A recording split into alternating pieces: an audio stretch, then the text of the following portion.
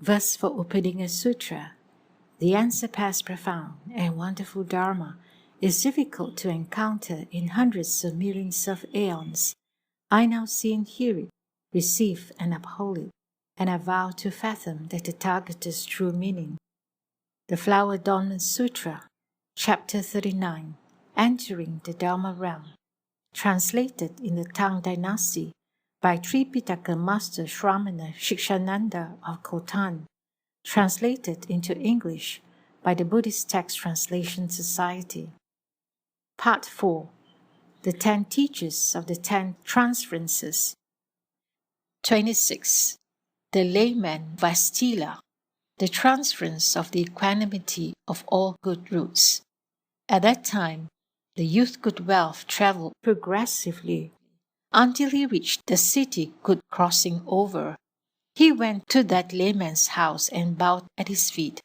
Placing his palms together, he stood and said, Sagely One, I've already brought forth the resolve for Anuttara Samkhya Sambodhi, but I still do not know how a bodhisattva studies the bodhisattva conduct and cultivates the bodhisattva way. I've heard that the Sagely One is skilled at teaching and guiding. I wish you would explain this for me. The layman said to him, Good man, I've attained a bodhisattva's liberation called the limit of not entering parinirvana. Good man, I do not produce a mind that says such and such a thus come one has already entered parinirvana. Such and such a thus come one is now entering parinirvana, or such and such a thus come one will enter parinirvana in the future. I know that Buddhas, thus come ones, of all worlds of the 10 directions, ultimately do not enter parinirvana. But it is only out of a wish to tame and subdue living beings that they appear to do so. Good men, when I opened the door of the thus come one stupa Chandana throne, I obtained a samadhi called the inexhaustibility of the thus come one's lineage. Good men, in thought after thought I enter this samadhi, and in thought after thought I get to know all the limitless sublime things. Good Wealth said, What are the states involved in this samadhi? The layman said, Good men, when I enter this samadhi, then according to their respective order, I see all the Buddhas of this world, specifically Kashyapa Buddha, Kanakamuni Buddha, Krakuchanda Buddha, Vishvabu Buddha, Shikin Buddha, Vipashin Buddha, Tisha Buddha, Pusha Buddha, Unsurpassed Victory Buddha, Unsurpassed Lotus Flower Buddha, all of whom act as foremost leaders. In the space of a single thought, I get to see hundreds of Buddhas. I get to see thousands of Buddhas. I get to see hundreds of thousands of Buddhas. I get to see 1 billion Buddhas, 1,000 billion Buddhas, hundreds of thousands of billions of Buddhas, ayutas of billions of Buddhas, nayutas of millions of Buddhas, up to and including Buddhas, many as dust motes, in ineffable worlds. All of them I see in succession. I also see the bringing forth of the initial resolve of those Buddhas, their planting of all good roots, their attainment of supreme spiritual penetrations, their accomplishment of great vows, their cultivation of wondrous conduct, their perfection of the paramitas, their entry into the bodhisattva grounds, their attainment of pure patience, their quelling of demon armies, their realization of proper and equal enlightenment, their purification of their countries, the assemblies and multitudes circumambulating them, their emitting of great light, their turning of the wondrous Dharma wheel, their manifesting transformations of spiritual penetrations, all of those various differences I can completely uphold and I can completely remember. I can completely contemplate, differentiate, reveal, and disclose them. With regard to Maitreya Buddha and all the rest of the Buddhas of the future, Vairocana Buddha and all the rest of the Buddhas of the present age, it is the same way. As it is with all the Buddhas, sound hearers, solitary enlightened ones, and all the Bodhisattva multitudes of this world, so too, in the 10 direction worlds throughout the 3 periods of time, it is the same way. Good men, I only know this Bodhisattva's liberation of the limit of not entering parinirvana. But as to how all Bodhisattvas, Mahasattvas, can, with the wisdom of a single thought, universally know the 3 periods of time, how with one thought they pervasively enter all samadhis, how the wisdom sun of the Dusk Come Ones constantly illumines their minds, how towards all dharmas they are without discriminations, how they understand all Buddhas as being completely level and equal, how they know that the Dusk Come Ones, they themselves and living beings, are the same and not two. How do they know the purity of the self-nature of all dharmas, how they are without reflection and deliberation, how they do not move or turn, yet can universally enter all worlds, how they separate from all discriminations, how they dwell in the Buddha's Dharma seal, and how they completely enlighten the living beings of the Dharma realm. How could I possibly know or speak of their conduct of merit and virtue? Good men, south of here on the mountain called Pottalaka is a bodhisattva called Avalokiteshvara. Go to where he is and ask him how a bodhisattva studies the bodhisattva conduct and how he cultivates the bodhisattva way. Right at that moment, the layman spoke a verse.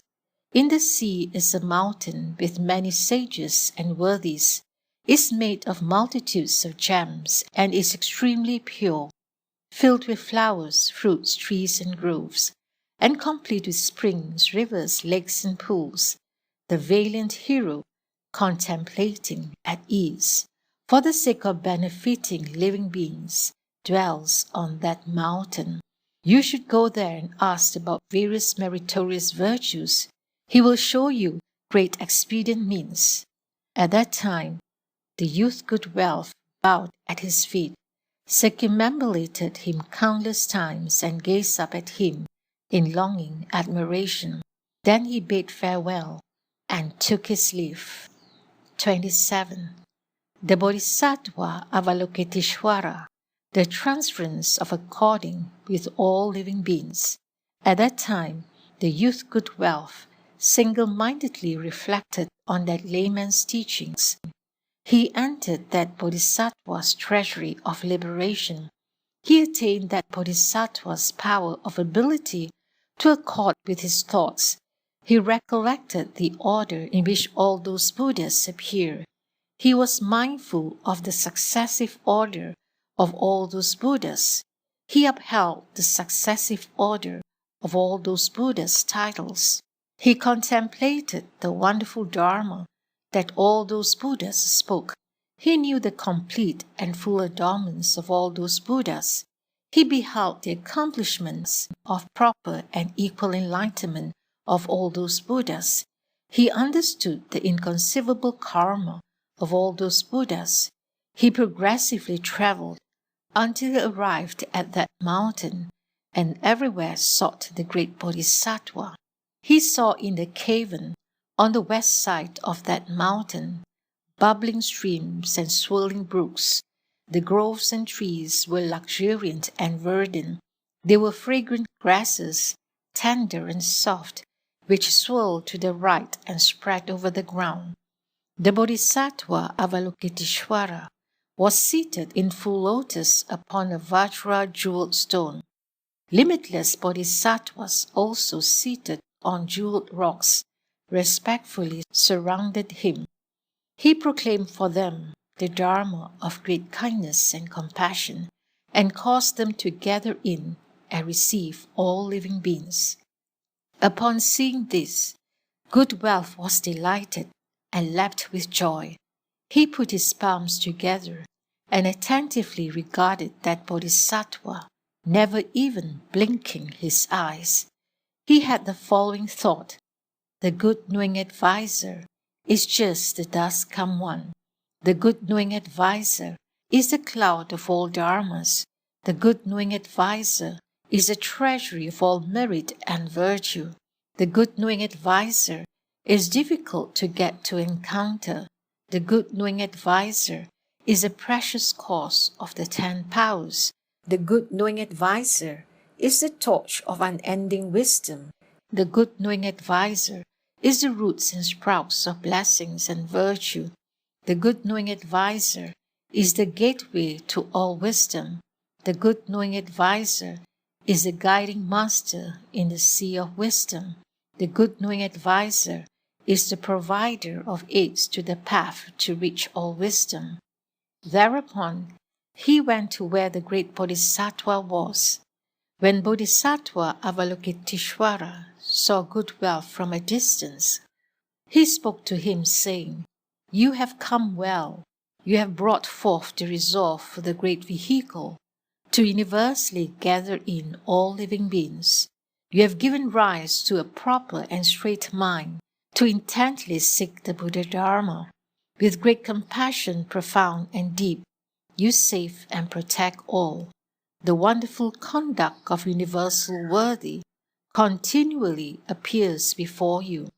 The profound mind of great vows is perfected and purified in you. You diligently seek the Buddha Dharmas and can completely accept them. You amass good roots forever without repugnance or satiation.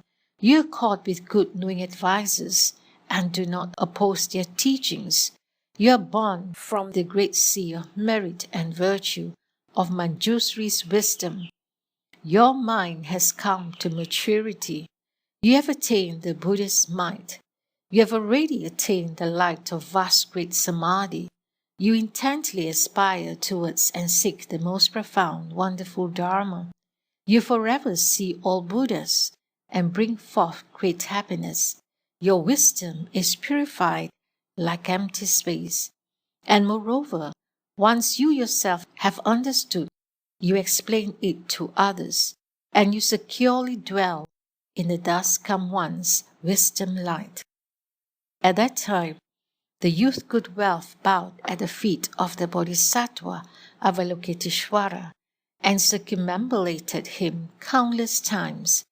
With his palms placed together, he stood and said, "Sagely One, I've already brought forth the resolve for Anuttara Sankhya Sambodhi, but I still do not know how a Bodhisattva studies the Bodhisattva conduct and how he cultivates the Bodhisattva way.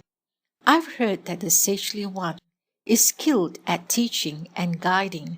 I wish you would explain this for me." The Bodhisattva said, good indeed, good man, that you have already brought forth the resolve for Anuttara Sankhya Sambodhi.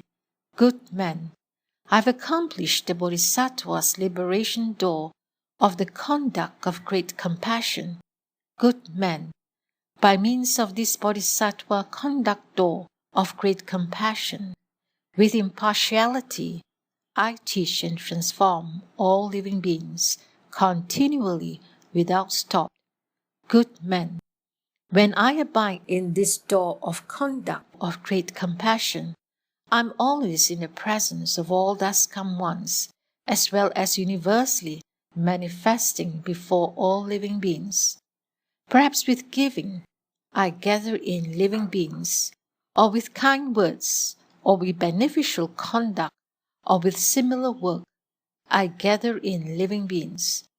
Or I make appear a physical body to gather in living beings, or I manifest nets of pure lights of various inconceivable colors to gather in living beings, or I use sounds or awesome comportment, or speak Dharma for them, or manifest spiritual transformations so as to enlighten their minds and bring them to maturation.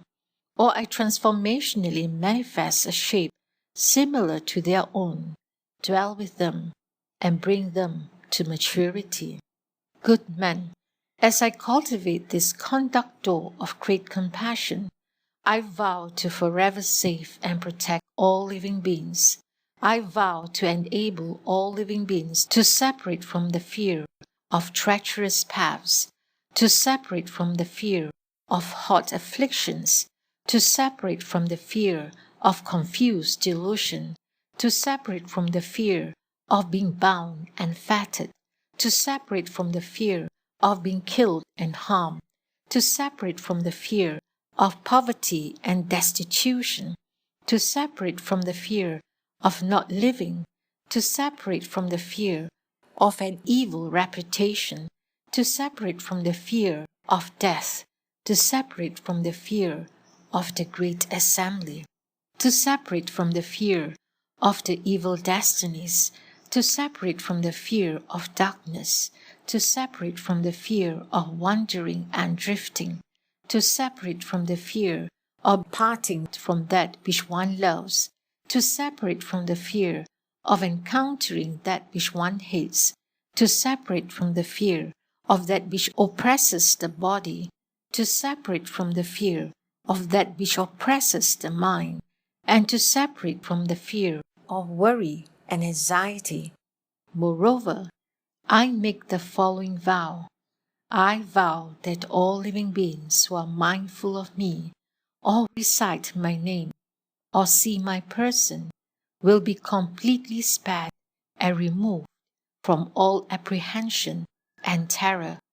Good men, once I have with those expedients caused all living beings to separate from apprehension and terror, I further teach them to bring forth the resolve for Anuttara Sankhya Sambodhi.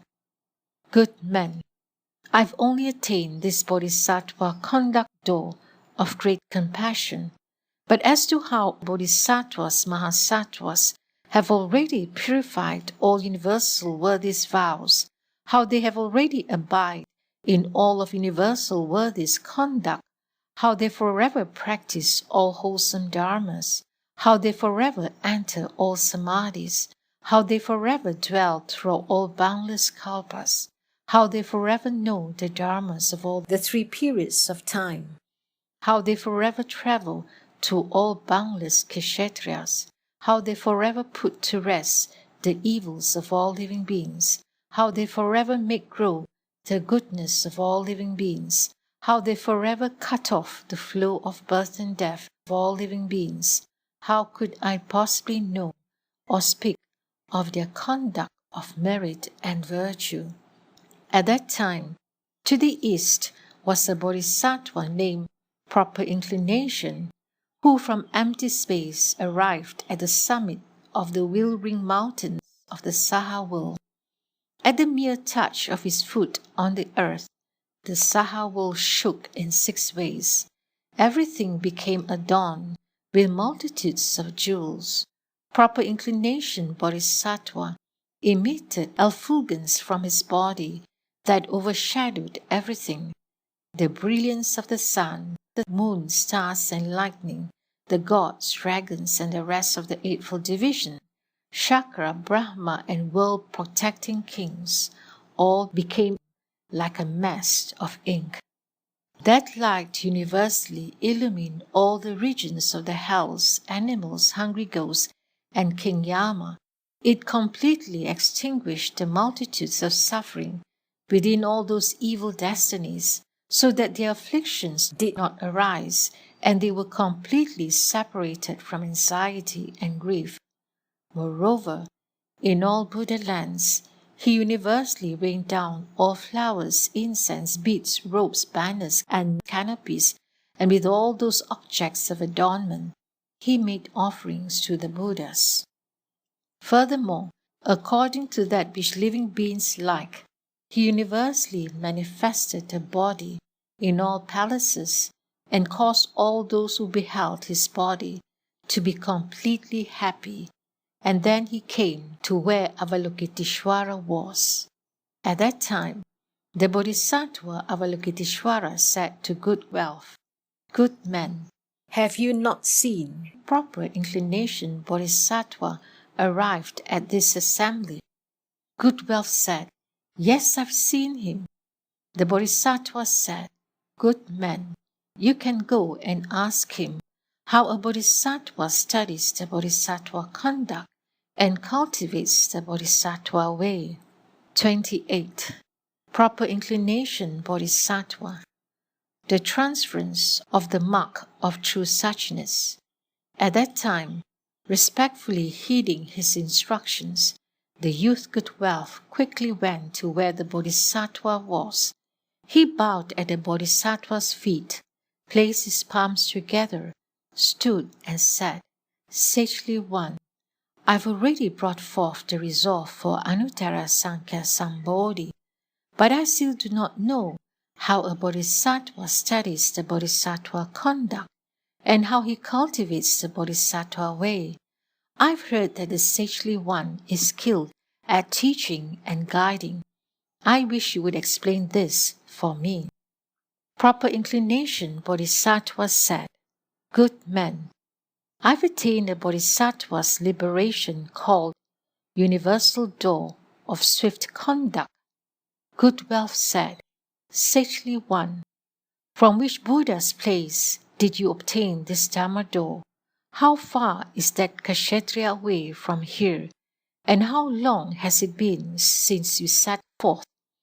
Proper Inclination said, "Good man, this matter is difficult to know. It is something that gods, people, asuras, shamanas, brahmins, and so forth of all the worlds cannot understand.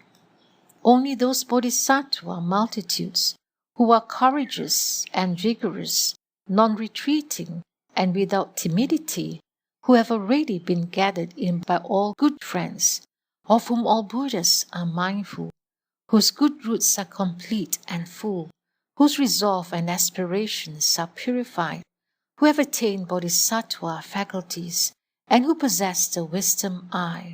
Only they are able to hear and uphold it, and able to understand and explain it." Good Wealth said, "Sagely One, relying on the spiritual power of the Buddhas and the strength of good knowing advisors, I'm able to believe in and receive it. I pray you would explain it for me." Proper Inclination Bodhisattva said, "Good man, I originate from the wonderful treasury world in the East.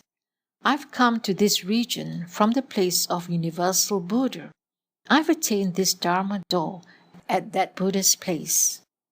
Since setting forth, I've passed through kalpas as many as dust motes, ineffably ineffable Buddha Kshatriyas.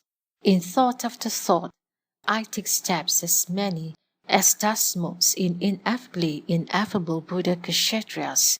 In every step, I traverse Buddha Kshatriyas as many as dust motes in ineffably ineffable worlds. I pervasively enter every Buddha Kshatriya. Upon arriving at those Buddha's places, I present them with offerings of wonderful articles. All those offerings are accomplished by the unsurpassed mind, sealed by the Dharma of non-doing, acknowledged by all thus come ones, and lauded by all bodhisattvas. Good men, I also universally see all the living beings within those worlds. I completely know their minds and completely know their faculties. According to their wishes and understanding, I manifest a body to speak the Dharma. Perhaps I emit light or dispense wealth and jewels. With various different expedients, I teach, transform, tame, and subdue them, never pausing to rest. As it is in the East, so too in the South, West, North, the four intermediary directions above and below. It is the same way. Good men, I've only attained this liberation of universal and swift conduct of a bodhisattva. I can swiftly pervade and arrive at all places.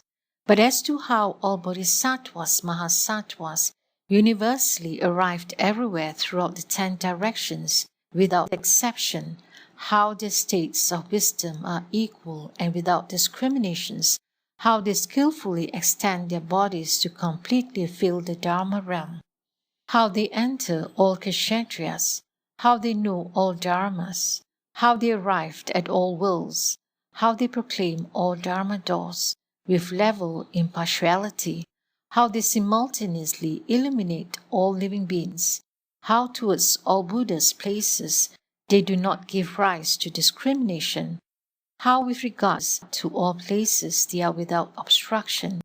How could I possibly know or speak of their conduct of merit and virtue? Good men, south of here, in a city called Dharavati, is a spirit called Great Deva. Go to where he is and ask him how a bodhisattva studies the bodhisattva conduct and cultivates the bodhisattva way. At that time, the youth good wealth bowed at his feet, circumambulated him countless times and gazed up at him in longing admiration.